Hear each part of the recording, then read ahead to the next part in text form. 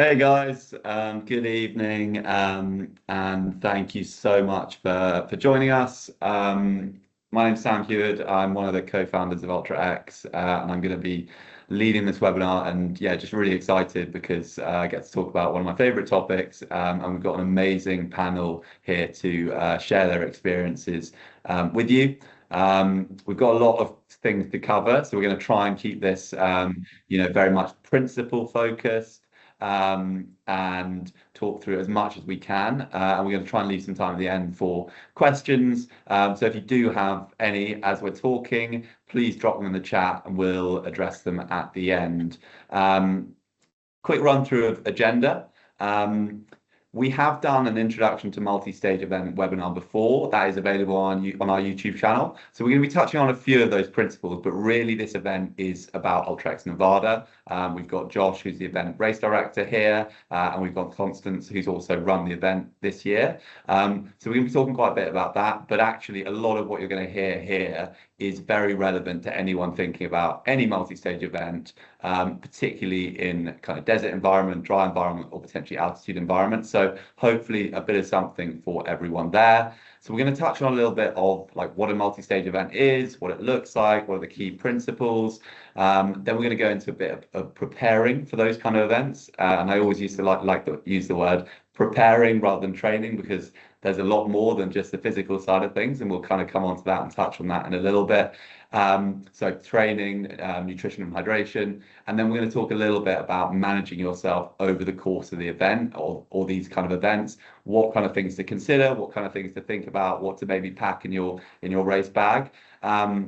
And yeah, as I said, we're going to finish with some time for questions in the end. So I'm going to try and keep it to an hour max. So ideally, we got 5-10 minutes at the end for questions, and we'll send out a recording as well tomorrow. So yeah, let's get started. I'm going to start with just by introducing our amazing panelists, starting with Josh, who's on the left of my screen as I look at it. Josh, do you want to give us a little introduction to who you are and why you're on the call? Yeah, thanks, Sam. Thanks everybody for joining. It's just super awesome to get everybody together and talk about this amazing, the concept of a stage race and also our event.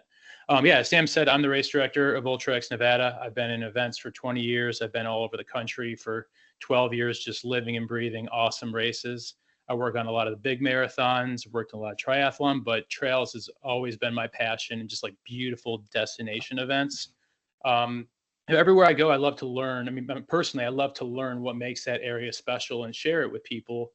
But also in my free time, I go home to Colorado and I'll just spend days going up in the mountains and doing this kind of same stage race thing, just taking 10 or 20 miles, wandering through the mountains up above tree line and kind of just exploring. Nevada, because we'll talk about it more later, it came about, my sister and I are the only two west of the Mississippi, and she moved to Vegas 8 years ago. And I, like a lot of people, thought, oh, Vegas is just a city in the middle of the desert. And I get there and it's like mountains from 2,000 feet up to 12,000 feet. It's like several hundred to thousands of meters. And these just beautiful hills, valleys, steep, amazing views overlooking the desert. And when I started working with Sam, I just wanted to create something not quite as a race, but saying, how can we make 5 amazing days that show off the American Southwest? If you know the Southwest, we have just incredible everything from the high mountains to the deserts and canyons. And yeah, just super excited to, have our second year and show people what we've got. Yeah, and I can say from someone who actually, my first experience of the trails was for the event last year. Another member of our team was out of the recce, and yeah, I mean, I remember the first moment, like coming off that vista in the Spring Mountains, and it like just being blown away. So yeah, Josh has created something really, really beautiful, and yeah, hopefully get to share it with a few more of you. Constance, you were out racing this year, completed the event. Do you want to give us a little quick intro to you and your experience of the event? Yeah, sure. So on my side, I'm an amateur trail runner. So I've run along, from long distance, from road, and from a couple of years now, I'm running trails. And I don't do roads anymore. Once you discover trail, I believe you see all the potential out there. So yeah, you want to explore that. So last year it was my first multi-stage event. So I've done ultra trails before, but only on on a daily basis. So it was a new experience for me, to something new to explore. And yes, Nevada, like Josh said. So usually you talk about Las Vegas because you land in Las Vegas, so you have that big city with all the lights and everything you can imagine about Vegas. And with my boyfriend, actually, we rent a car. So you drive away. Suddenly, you're just away from the city, in nature, beautiful mountains, beautiful landscape. Yeah, it was quite amazing to see that firsthand. So yeah, definitely beautiful landscape. Yeah, and yeah, it was great to have you out and get to know you a little bit over the course of the week. Mike, you've not been at racing with us in Nevada, you've not seen the course, but you have experienced a fair few multi-stage events in the past, including an Ultra X. Do you want to give us a quick introduction to yourself? That's all right. Yeah, sure. My name's Michael Wardian. I'm a professional marathon and ultra marathon runner.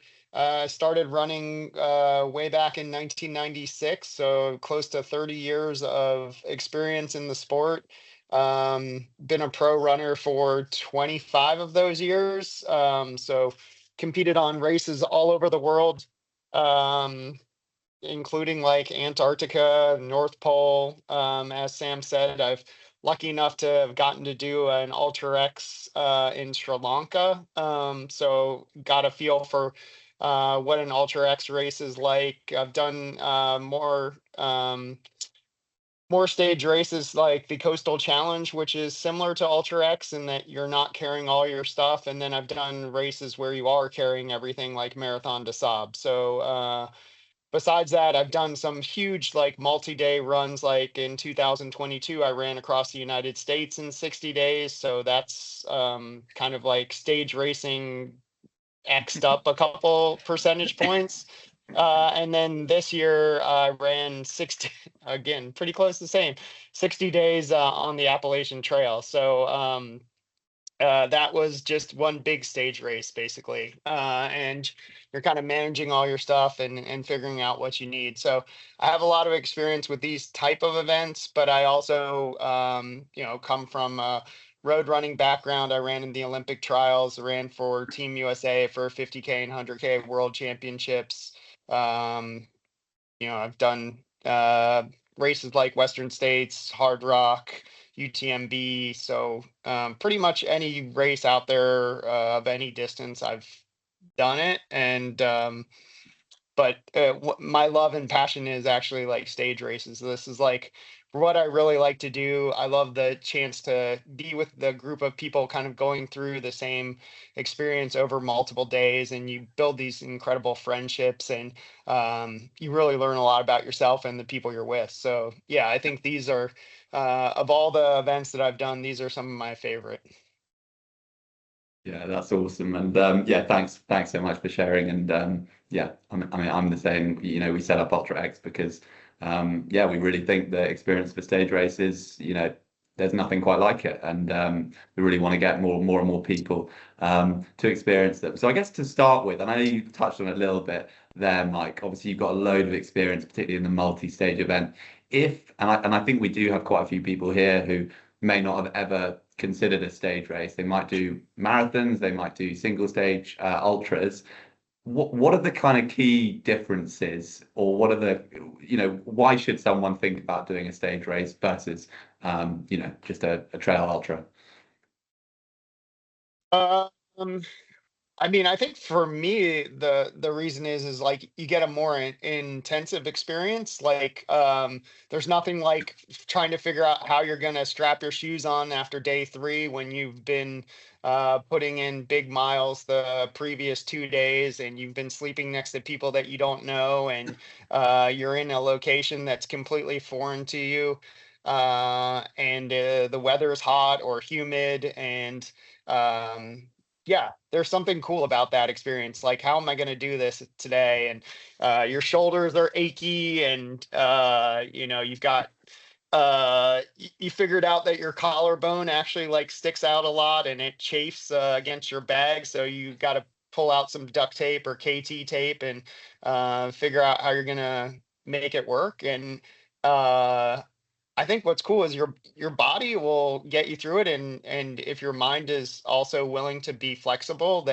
um, then you're going to have like this incredible experience. And I think you can get that in some single day stuff for sure. I mean, I think people say like if you do 100 miles, you'll experience life in a day. And, you know, I feel like sometimes when I've run a 5K, I feel like I've experienced that myself. But um, I don't know. I think there's something cool about uh, being completely immersed in something and you're in your own little community, right? Like this is just like a traveling circus and you're part of it. And you'll know the guy that makes the water for you every day, and you'll appreciate having boiling water rather than having to, you know, come into camp and set it up yourself and worrying about where you're going to sleep and all those things. And you'll have a spot in the tent, and, you know, the first guy will get everything set up for the last person coming in.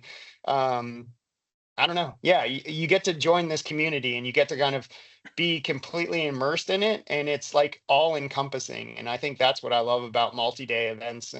Um and you become friends with people and you learn about people, and you get that, and it's just like a microcosm, and it happens really fast and there's no pretense. Like that's what I love about running. Like it strips away all the like, I don't know, stuff that doesn't matter, and it just comes down to like we're in here together and we're going to go from checkpoint 3 to checkpoint 4 today. And when I get there, I'm going to eat some food and then look at the sunset and then get ready to do it again. And so like that's it simplifies everything, and it becomes really just about being there and being present. And I think that's hard to do in the world we live in.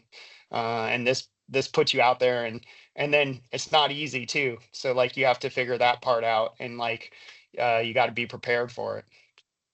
Yeah, and it's actually amazing how many, like that thing you said there about kind of being in the moment and being present and appreciate what's actually important. It's amazing how many people we meet that come to the events to like to like relax and get out. And some, you know, you can think of this as like the most potentially one of the most intense physical experience of your life, but actually take a step back. Actually, this should be something to be enjoyed as an experience, not just a race. And I think, yeah, you know, I think you didn't mention the word race there, and we haven't really talked about it at all. And this is very much like it's a journey. It's very different from you know, something necessarily shorter. Something I often say a lot is, you know, you can probably train for 99% of half marathons or marathons across the world in a very similar way. And whilst the experience, the location, the route might be different, actually what to expect can be pretty similar. I think when you get to ultra, that changes a lot more, becomes a bit more broad, you know, depending on different race, different distance, different organizers. And I think it happens even more so when you go into the multi-stage space, and each race has a little personality. Each organizer is slightly different. I guess, Josh, you're kind of the brains and the race director behind Ultra X Nevada specifically. So maybe you could walk us through a little bit about what people can expect over this stage race, and what like kind of the week looks like.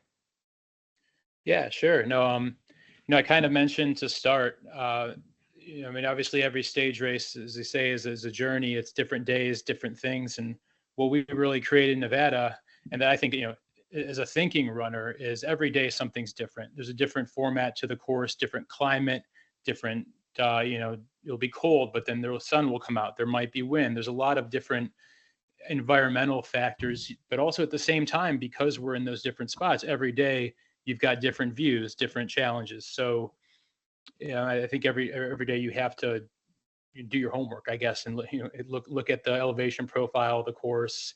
You know, our first 2 days, for example, we're at 8,500 feet as high as, which is about 2,500 meters. We drop, that's actually the highest point. We do go down in the span of 1,000 or 2,000 feet, you know, several hundred meters. And it makes you think about, oh, it'll be cold in the morning, it might be windy, but then if you've never run at really high elevation, relatively high elevation, the sun comes out and it feels amazing. And I'll say the word wear layers more often later in this, but you know, we've got a couple of days where there's just spectacular views running down. You know, you're on a ridge, you're running down the ridge, then you're down a canyon and you're running up, and it's totally cool, different views and experiences, but also different terrain and that you have to plan and strategize for.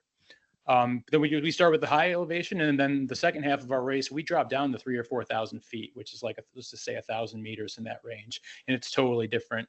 We intentionally operate in a window where you might see a little bit of snow up high, but then it could be pretty darn warm, not too hot down low. So the second half of the week, it totally changes. You don't have as much elevation gain as much. We run basically through wide open desert. You go over a mountain pass once or twice, but it's a totally different mindset where layering is not as important. And, you might be out on a t-shirt and shorts for the entire day. So it's definitely a thinking exercise as well as just a variety of experience each day. Yeah, I think one of my favorite parts of the race and it's I think quite rare actually, is it really is two completely unique environments we're running in. We've got 2 days where it is a mountain ultra, and then there are 2 days or 3 days where it's a desert ultra, and that comes with a few challenges. Constance, you competed in the event this year. It was your first multi-stage as well. Was there anything that was a surprise? Was there anything that wasn't necessarily expected, and maybe if you were to go back again, you would look at it a bit differently? Probably the marking was something that was something different for me. The signing on the trails. So I'm a runner in Canada, and all the trails I've done, usually the marking is on one side of the road, even on the right or on your left. And I believe for Nevada, because sometimes we were running up day one and back day two, so there was a mix of the signing. So this is something I needed to adjust to, but it's very very efficient as well. But it's part of the trails where you have to look at your feet and the road and also the markings. So your eyes are looking at all the terrain.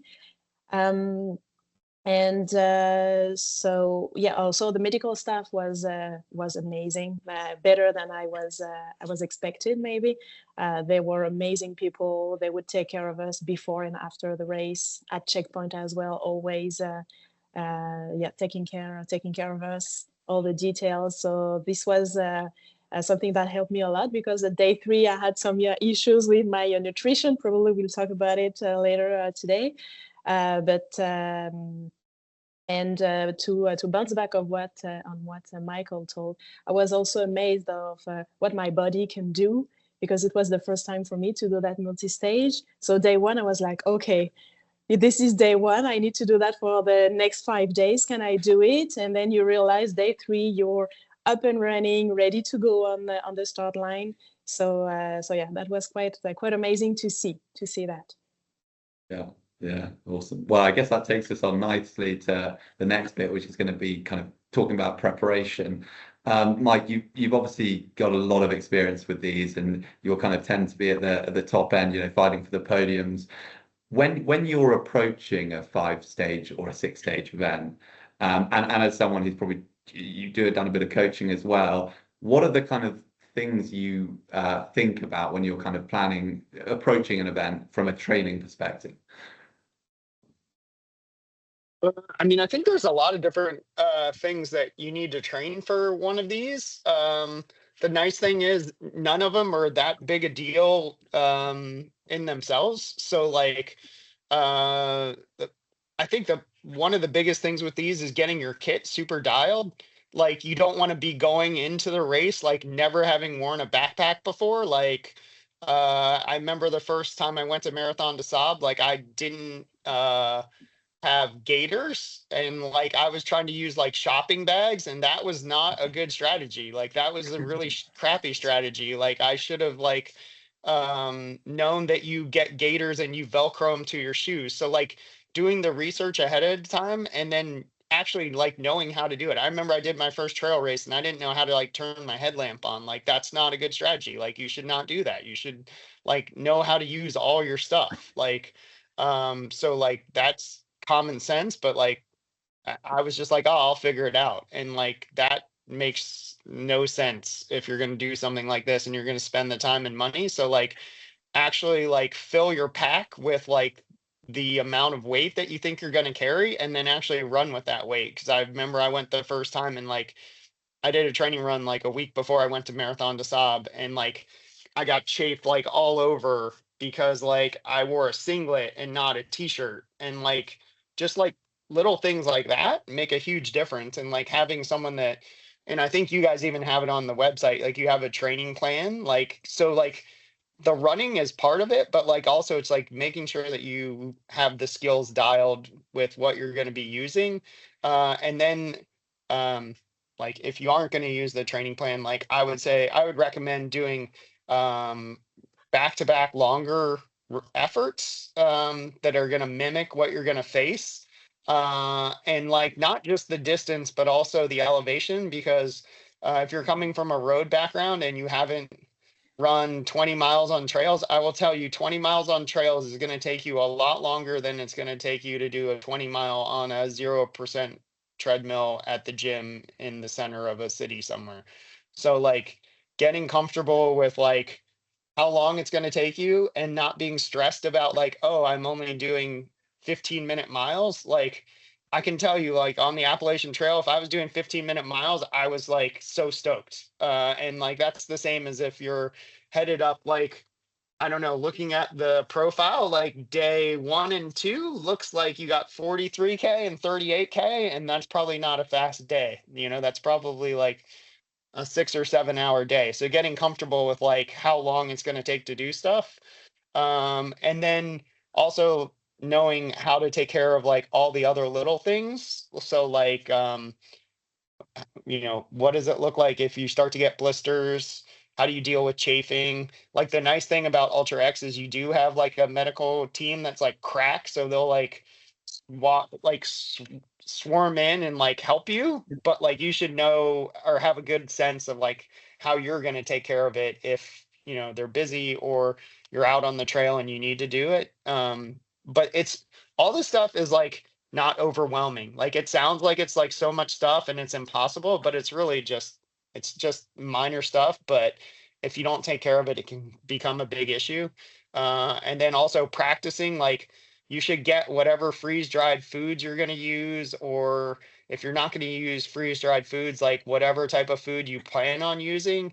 And then you should try it like in the conditions that mimic where you're going to be. So like I remember like I took mac and cheese to one of my first stage races and I was like, I love mac and cheese. I'm going to eat mac and cheese like the entire race. And like it was super light. And like by day 2, I was like, I will trade anyone in this tent all my mac and cheese for one granola bar. Like, so like having a lot of variety is a good idea. But like it, again, all this stuff is like stuff that you can learn, or you can, you know, have somebody that's done these before help you. Or like there's plenty of forums and videos and all that kind of stuff. And UltraX does a good job of like getting you ready to do this. But that's the cool part. And that's the part I really like about it too, is like you get to make all these little decisions and they can impact your race in a lot of different ways. But again, they're all pretty straightforward. But yeah, just being as prepared as possible. Did you fix the head torch? Did you work out how it works? Oh my gosh. Yeah, so I know how to do it on that one, but I will tell you that I was doing the Tarawara Ultra Marathon in New Zealand, and I brought 2 because now I know to bring 2. So like I always have 2 head torches, and sometimes I'll have 3, like just the little like Petzl like E-light, just in case like both my head torches go. And somehow like the electricity in New Zealand fried both my big batteries. So I ran behind, there's a guy named Dylan Bowman. I don't know if you guys know him. He's like on Free Trail. And literally like the way I solved that problem was I just ran whatever pace Dylan was running for the first like 2 hours of the race because I had no headlamp. So like there's always a solution. It just, that wasn't what my plan was going into the race. But yeah, I do know how to like use it and even like change the batteries and like all that stuff now. Yeah, well, I'm so glad about your answer, because I think it's so true that it's so easy to approach a stage race and look at the distance and think that's it, and focus on the running elements solely. And as you say, there's so much more. And actually, when people don't finish the race, it's very rarely their physical fitness, which is the reason for that. It's something to do with admin, it's something to do with stomach issues, it's something to do with feet. So yeah, I'm really, really pleased you shared that. Constance, interested to hear about, I guess, your approach to Nevada, but also I think you're now considering doing another event with us in Jordan this year. On the back of your experience in Nevada, how are you changing your approach to your next 5-stage event? Yes, definitely. I started the year with this resolution, right? Try to find out what to do different to do. So Jordan, I want to do Jordan with you guys this year. So there is one thing for me, it's nutrition. So yes, I have a sweet tooth. So I usually, when I'm running ultras in Canada or in Quebec, more close to home, I usually have granola bars or something sweet or with fruits. So I took a lot of these to Nevada. And after day 2, I couldn't eat that anymore. I needed something more savory. Even the electrolytes, I needed salt, just salt. Forget the sweetness, forget the chocolate. So yes, that was something I learned, because for one day of ultra, that can be okay, but at some point your body will say no more. At least for me, that was the case. So that's something I will do differently. I will try a couple of things. I had some recommendations from some runners I ran with during Nevada. So I will pick and choose and try a couple of things this year. And I will probably do as well a lot of muscle reinforcement for my back and my arms. Because the thing is, like, I'm a slower runner. I'm definitely not the elite runner like Michael. And I'm also colder. Even if I live in Canada, that doesn't mean that we all deal well with the cold. So at start, especially for the first 2 days, I had gloves and a couple of layers. That means when the sun, so beautiful sunrise and everything, but when the sun is completely up, it's very warm. So I had more layers in my backpack. So I carried maybe more weight than others. And after 3-4 days, even if it's just layers, that has an impact, like on your back, on your arms. So this is something I will maybe do differently. Yeah, to check my muscle of my upper body, because my legs are good, but I need to strengthen the upper body as well. And also just to something I do the same, it's testing the gear as well. I tried at home, actually, the sleeping bag. So sleep on the floor with the kit I will use, and that would help because I was more comfortable at campsite because I tried it at home. So yes. Yeah, I think the food thing is so crucial, and you know, you both talked about testing what you use for the event, and something we see at every single event is people that have stomach issues, and you talk to them about what they're eating versus what they've done in their training, and what they do in their training is they actually maybe have a couple of gels, or you know, don't actually eat when they're doing their long runs, and then they get out to the race and they try and, you know, go for 60 grams of carbs an hour, and something goes wrong. And, you know, my comparison is like, it's a bit like training to do, you know, running a 5K at 30-minute 5K pace, and then going out on race day and saying, I'm going to run it in 20 minutes. If you don't do that in your training, it's just not going to work out. So I think from a nutrition side of things, really, the sooner you can kind of incorporate or start playing around with things in your training, the better you're going to perform when it comes to race week, and the less challenges you're going to have. Josh, just I guess on anything Nevada specific, regarding like the course and kind of some of the climate factors, you know, being quite dry, quite hot, and also altitude. Anything that we kind of haven't touched on that might be worth noting for, you know, preparing for this kind of challenge? Yeah, I mean, both of you, Constance and Mike, gave me a really good lead in, and that's, you know, really needing to know your equipment, your hydration, nutrition. You know, one of the first half jokes I gave to our participants was, you need to have a good relationship with your chapstick, your lip balm, and your sunscreen. And, you know, I tell people I spent my whole summer exercising at 3,000 meters and plus in Colorado, still somewhat dry, and I still go to Las Vegas, and that dryness and that sun affects me. And if you're coming from sea level and humidity, there's those certain things that you can't underestimate. And I think this is where we're not just talking about Nevada, we're talking about any high elevation or desert race right here. Yeah, all those things, specifically your chapstick, your sunscreen, and I know we'll talk about hydration, nutrition more. But on the course side, it's I kind of said before, like really study those elevation profiles and train.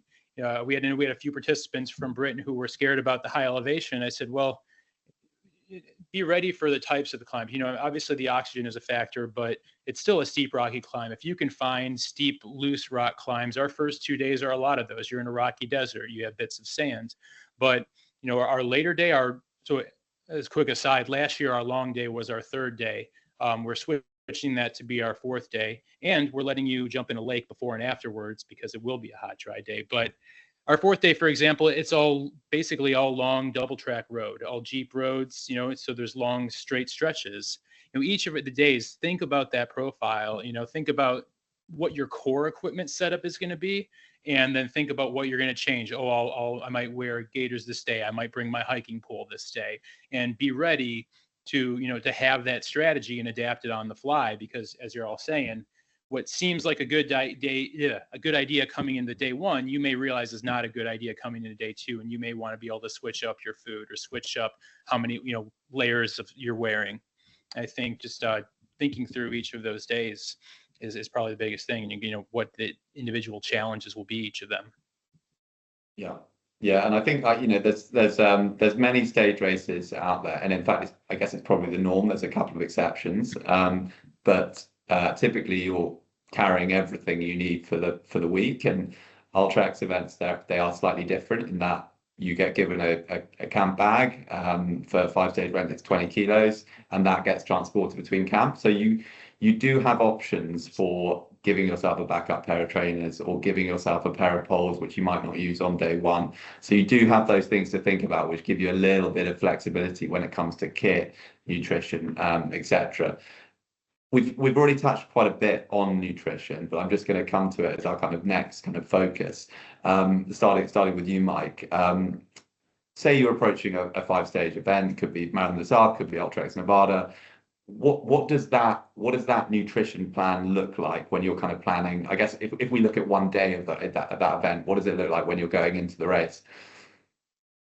Yeah, I mean, I think for any of these races, I still like if it's UltraX, where you're kind enough to give us a camp bag and let us basically we get to bring extra food because we don't have to carry everything for the week. And so I would be trying to get in 4,000 to 5,000, if not more, calories per day.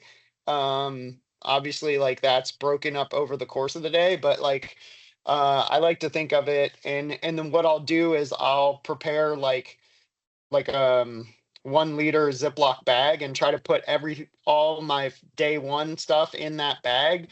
So then I have day 1, day 2, day 3, day 4, day 5, and then I'll break that bigger Ziploc bag and like, guys, believe me, this is not how it started. Like I started like with no plan. So like this is because I've done it wrong so many times. So like this is the iteration now that actually works for me. But like I've done it where I've just thrown everything in the bag and just like no order. And then you're like, can I even eat today? Because I still have like 2 more days to go. So like I like having it all organized. And so like day 1, I'll have like what I'm going to eat for breakfast. And the nice thing, UltraX, and I think you guys are still doing this, Sam, you guys provide hot water, right?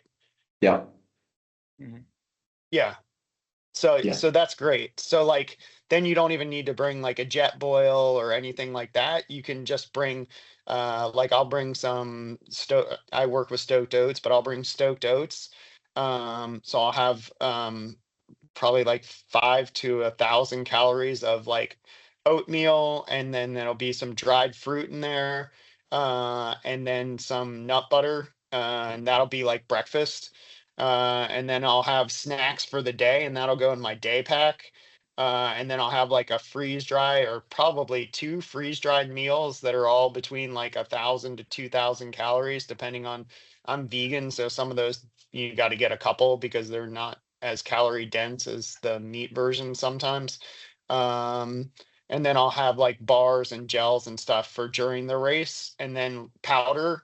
Um, they UltraX doesn't count your calories, but you can get a lot of calories with powder. So like that's like Goo Roctane or Tailwind or Hyperlight or SIS or I don't know, Morton or whatever. It doesn't matter. And so that's another way to get a lot of calories. And again, but like trying to get in like yeah, a rough estimate is like I think the first day is like 43K. So that's a little under like that's probably about I don't know 3,000 calories worth of running. So like to try to get back that and then a little bit more based on just being alive. So like and then I'll try to keep up on my calories. And the biggest thing is like there used to be this thing where you had to get in like I don't know calories within 30 minutes of finishing. I don't really prescribe to that. Like sometimes when you finish the race and you're like I don't feel like eating anything right now. As long as I get something in within like 90 minutes to 2 hours of finishing, I'm pretty good. And then I just want to keep snacking like throughout the course of the day. And then I'll try to do like, I don't know, 300 calories an hour if I can during the event. And that depends though. Like sometimes like you're just hiking straight uphill. And a lot of times, like, I don't know if Candace or I'm sorry, Constance, what your plan is, but like, I like to try to eat like either right before a big climb or like as I'm going up. I feel like it's easier on the stomach than when you're in a flat or downhill, just because you're trying to run, or at least I'm trying to run those parts. So like when you have kind of a slower point during the course of the race, that's when I want to try to like refuel.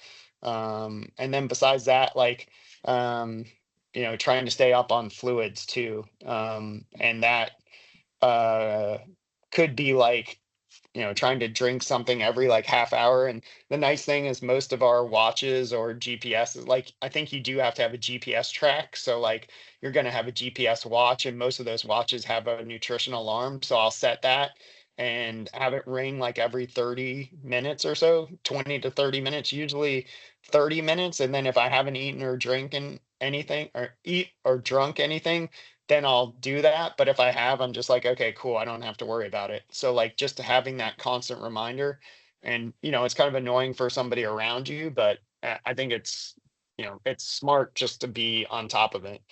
And yeah, and then just try to do that every day. And then I think the biggest thing is like mixing real foods with the engineered foods. So like having like, I don't know, like there's really good stuff. Like you can get like really good freeze dried and don't have all freeze dried foods. If I could recommend that to people, like everyone's like, oh, but I'm going to have beef stroganoff one day and, scrambled eggs the next day. And like, the first couple days I even just bring like fresh like sandwiches and stuff and then as the race goes on then I'll dip into more of the freeze dried stuff, so like giving yourself some options and like I'd say variety is king, like but like make sure you've tried everything first. And I will tell you, like, sometimes, like, it tastes really good in your house, but it doesn't taste as good when it's like 80 degrees out. So, like, it's hard to simulate that, but like, be prepared for that. And you can also bring like spices. So, like, I bring like Old Bay, which is like a East Coast thing. Yeah. But I love that. But like you can bring like Maldon salt or like if you really like basil or something like that. That doesn't really weigh anything and it can change the taste a lot. Sorry, I feel And like I just talked for nonstop, but yeah, no, you it's guys good. can It's Good add. stuff. filled with gems. Constance, what did your nutrition approach look like for Nevada? And again, what would you change? Yeah. So I was the type of runner who packed everything in the same bag, like you just said, what not to do, Mike. So that was me, definitely. Uh, So I for started that way breakfast, too, yeah. dude. Yeah. So for breakfast and shout out to Bo, the camp manager, because we had hot water every day. It was like what 1 hour, 2 hour before the start, something like that. So we had plenty of time to get ready. So that was amazing. So I'd start with some granola, dehydrated food, granola with oatmeal, a couple of fruits, dehydrated fruits as well. I start with that. And snacks during the day. So I had granola bars. I had also like puree, like baby foods, because it's hard for me to eat and to chew during while I'm running. What do you say, Mike? Yes, I check my GPS on the watch, and I eat before before climbing. Yeah, that's easier for me. So I check the map when I'm seeing that I'm approaching the climb. I'm refueling, hydrating, and then I'm climbing up. So yeah, snacking a lot during the day. In Nevada, I feel like you will not forget when to drink, because so you start, it's cold during the day, but when the sun hits, like you don't really have shadows. It's like you are up in the desert or in the mountain or in the climbs. So your body will remind you when to drink, definitely. But don't do it too late, right? Because that can have so some issues as well. And then when we went back to campsite, I will delay a little bit when to eat, just to my body to cool down and everything. And after that, I had some dehydrate food. And I bring some spicy ones. And the one I love the best was the risotto, which was very plain, a couple of mushrooms, but that worked for me. So I was happy to buy like 2 or 3, something like that. I could eat that on repeat, but yeah, that's I know I have some changes to do for my nutrition, but yes, everything you just said, Mike, makes like resonates with me, and very good advice. Yes. So what's going in the pack for Jordan, do you think? Anything in particular, anything new? Well, I will try something that Audrey, a runner that I run with her, a couple of, we were following each other. She bring like some couscous, and she already prepare all her little Ziploc bags with the grams and everything. She will put some water at the checkpoints, and when she reach out the next checkpoint, all the couscous was ready, and then she could eat that. So I think I will try that definitely, and maybe the couscous will be back in Jordan. That's amazing. Yeah, I love that. Yeah, I think it's a real. I feel like these events are a real opportunity to like try things out, and you can be really creative and have a bit of fun with it. And I think stuff like that is amazing. Yeah, I think there's definitely I guess the automatic thing is to go for the freeze dried for meals, but particularly for the first couple of days, as Mike says, like there are opportunities to get fresh foods. You know, you've got hot water. You can cook some things with that hot water. So yeah, and I guess the other thing which we haven't kind of touched on, you know, both of you are faster runners, and actually, depending on, you know, your goals for the event, your like nutrition is going to be quite different, you know, and I guess a little example is, you know, Mike, you're probably completing most days in 5 hours, give or take, for something like Nevada, which means that you're going to have your breakfast, you're going to have 5 hours of snacks during the run, you're going to come in and have your main meal, and then you might have a later meal as well. There are people, you know, the fastest finisher of Nevada this year was 25 hours. The person who came last took about 50 hours. So there are people who are going to be out there for 10 hours every day. And that just means that actually they might have the vast majority of their food on the go. So things like freeze-dried meal might not be so much of an option. You might have one big meal at the beginning of the day, one big meal at the end of the day, and much more kind of snack bars, maybe couscous on the go, but other things like that which you can eat. So I guess when you're planning these kind of things, really important to look at the stages, as kind of Josh has talked a little bit about.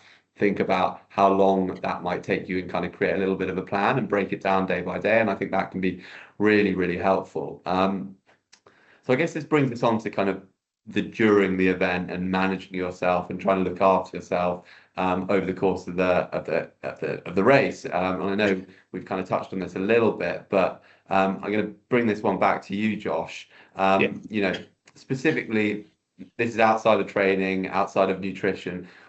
What kind of gear considerations, what kind of kit considerations people need to think about for basically surviving over the course of the week, having a comfortable camp experience, basically making the event as kind of easy as possible for them in that kind of thing? Yeah, we've touched on it, like you say, a lot, and it's important for the Ultra X and some events to realize, you have your travel bag, right? The WeGo store, the stuff you don't need for the week. You have your camp bag, which for us is 20 kilograms. It's a little heavier than other races. That's about 45 pounds. And you can have that stuff transported, and then, that's your backup, what you don't need. And then, of course, you have your day pack, right? And across that, I've sort of said it, again, layers, that goes for your running clothes, that goes for your sleeping bag. Don't go for just one sleeping bag, go for a liner that will go with your sleeping bag, or a pad, or, something that works for you, where if it's, 40 degrees or 60 degrees, or, if it's 0 degrees Celsius or 15, something that you're going to be able to take a layer off, whether, you combine that with clothes or sleeping bags or whatever. I've already mentioned, for the climate, sunscreen, sunglasses, I wear religiously. Maybe a wind barrier or a sun barrier for you, chapstick, lip balm, just those specific items. And that, again, you may not have to carry with you for the day, but because you've got your camp bag, you can't hurt you to bring along. And then for us, people ask a lot about other regular gear. There were some days I said hiking poles, because we have steep descents. Other days where you don't need them. I'm a one hiking pole and a light trail runner guy. I don't like my heavy lugs, and that hiking pole is because I'm a religious ankle roller. So, it just gives me a little extra stability when I need it. And, I think you can get away with that at our event. Maybe other events you can't necessarily, but, it's just that basic gear that I know I can be comfortable in 90% of situations with. And Constance, having experienced the kind of logistics and moving of camp and things like that, what would you recommend to people thinking about taking on this kind of challenge to consider for making camp life more comfortable? Well, just at camp life, just for camp life. Yes. Well, camp life and the kind of logistical side of things, I guess, outside of the running. So everything you need to eat, right? So the basic thing of camp, like a glass or a cup or something. Because for example, you can eat your dehydrated food if you go with that directly in the bag. But sometimes it's nice to have a bowl or something, small items, but that can be more comfortable and easier to do. And for the tents or sleeping bag, something light, but also that adjust your that it's full on your body, like something like that, not too small, but because you will be sleeping like 5 days in it. So day 1 can be okay, but day 3 you would have you want to have your little space to sleep well, to rest well as well. And hiking poles, yes, definitely. I recommend it for Nevada. I was not sure actually, but that was a life changes for me, because there is very steep climbs. Day 3, day 3, I think. Mm-hmm. There is one, very long one. And so I'm kind of a slower runner, so I hit that climb directly at noon. The helmet with the how do you call it, that covers your neck. So I bought the one from you guys at Ultra X, and I wear it all the times. So yeah, it was more comfortable, a little bit of shade with the poles that gives you like some momentum to continue to climb, because at some point it's your head that gives you the go to continue. So yeah, you want to have something to keep on the beat to do the climbing. And a trail vest you are comfortable in, definitely try it. Yes, because you do not want to have any chafing and everything, so try it with your CamelBak full, with your snacks, because sometimes it moves a little bit. So yes, that would be my go-to recommendations. Amazing. Thank you. Right. Well, we're nearing the end, so I'm going to give a bit of time for questions if there are any. But I'm just going to ask everyone on the panel if you could have one luxury item at a multi-stage event, what would it be? Starting with you, Mike, if that's all right. Yeah, I mean, I was thinking about this a lot. I would say a sleeping pad. Like, I think that's probably the biggest thing. I never bring one, but every time I borrow somebody's, I'm like, oh my God, this is so plush. Like, but yeah, I'm always like cheap and lazy, and so I just sleep on the ground. But every time I get a sleeping pad, I'm like, oh my God, this is like the Ritz-Carlton. So I would say, and there's some really good ones. I got one for bike packing last year across New Zealand. And yeah, it makes a huge difference. So I would say that. But and then this, I mean, making sure your shoes work too. Like that's just huge. Like make sure that you have shoes that are gonna work in all conditions. And yeah, and then nice socks, but luxury sleeping pad Yeah, and it's amazing. earplugs. It's amazing. Earplugs. Yeah, earplugs. It's amazing how much money you can spend on a sleeping bag, but a 15 quid roll mat will elevate your experience so much more. Yeah. Yeah, I'm a big believer of that. Josh? Yeah, no, yeah, I think this makes an interesting point. Whether you're going on a multi-day hiking trip or a stage race or whatever, make sure you pack something a little special for you. For me, I said that's my hot coffee or hot cocoa, the instant. Just no matter what mood I'm in, how bad I sleep, how cold it is, it'll just wake me up. Might also be like sour gummy worms or something, but just whatever that one thing is that may feel a little frivolous, but is gonna like change your life when you're suffering. And yeah, I have to admit that's hot coffee for me. Yeah, I think it's so important to have that kind of emotional thing to look forward to for these kind of events as well. Constance. For me, it's the shoes. So much that I had two. I bring two pairs for Nevada. I have like more a Gore-Tex ones for the 2 days with higher elevations, and then like a basic Oka for the desert. And I'm glad I did that. Comfort for the feet. Yes. Yeah. Awesome.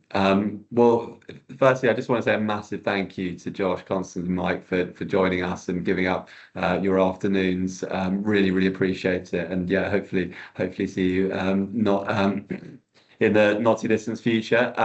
If anyone does have any questions, we've got 5 minutes left, so please do just drop them in the chat. And if not, we can call it a day there. And yeah, thank you all so much for joining. Give it a minute.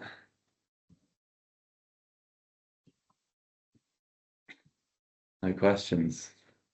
Means we answered all of them. Yeah, no, thank you all so much for joining. We'll send out Oh, yeah, wait, we'll we had send a out question. we Sorry. got one. Bring it up. Yeah, hat recommendations for hot multi-days with lots of sun from Darren.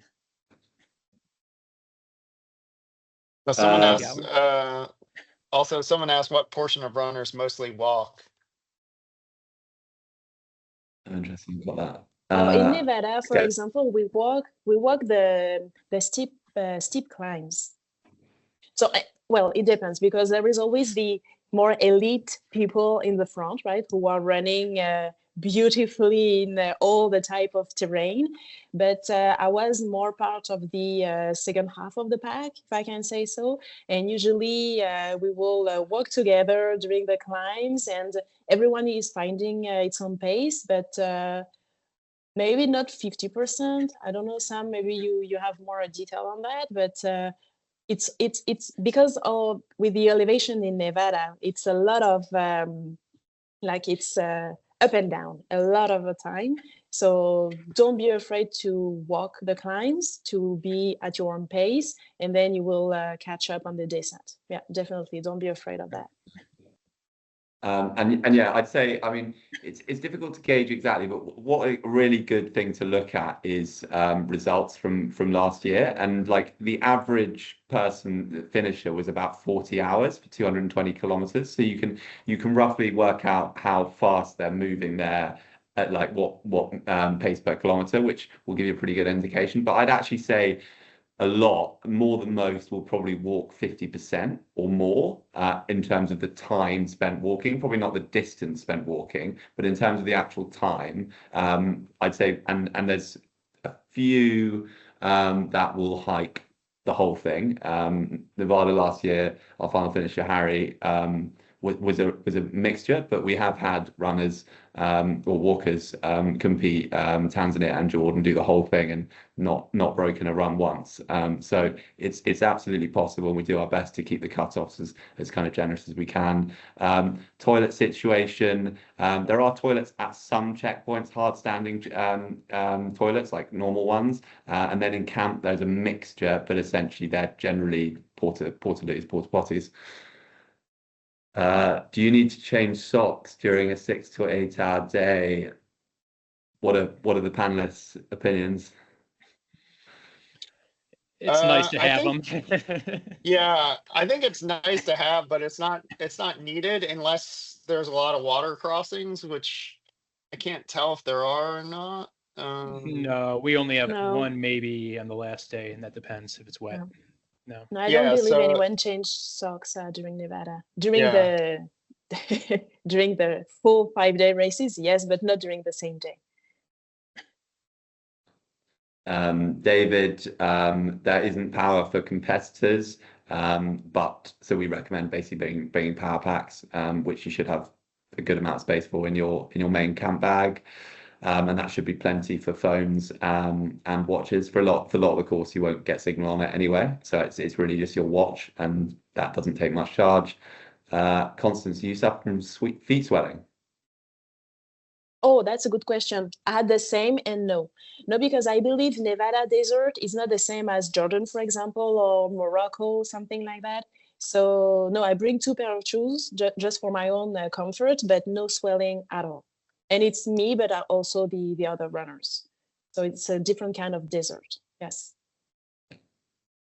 I think there's mixed views about, like, for very hot races, some people will say size up a shoe, and I think you can probably get a bit of an indication from your training if your feet do swell after really long runs. It might be worth doing, but I do think it's definitely not the norm, and I do think a size up is actually quite extreme. Half a size up is a bit more reasonable, and the reason is, yes, having a slightly bigger pair of shoes can cause issue, but if your feet do swell, having a really tight pair of shoes, that is a big problem, because that will cause blisters. So yeah, just a consideration, something to consider. But as I say, I wouldn't go too much bigger than what you normally wear. Yeah, feet swelling. And then you can also kind of hedge that too by bringing some different thickness socks. So you can bring like a thicker sock for earlier, and then if your feet do start to swell, then you can use your thinner socks. So like I'll do that. I'll bring like a hiking sock and then a liner. So I use like Injinji, so it'll have a liner and then a thicker like wool hiking sock on top. And then if my feet start to swell, you can just pull off the thicker sock and just use the liner. The other thing you can do is you can pull out the insole of your shoe. And so that'll drop you a little lower in your shoe, and then also give you a different profile where your toes are going to be hitting the edge of the shoe. So if you are starting to have blisters or whatever, you can think about pulling out your insole and just running right on like you don't need the insole. Like that's something I learned a long time ago. So you can pull that out and then run right on the last.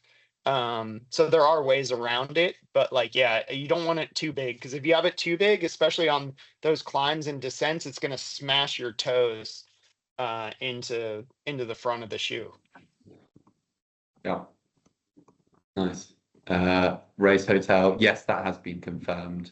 What's the name of it? Yeah, but it's the same hotel as last time, Plaza, which is in downtown. Nice spot to celebrate post-event as well. Yes.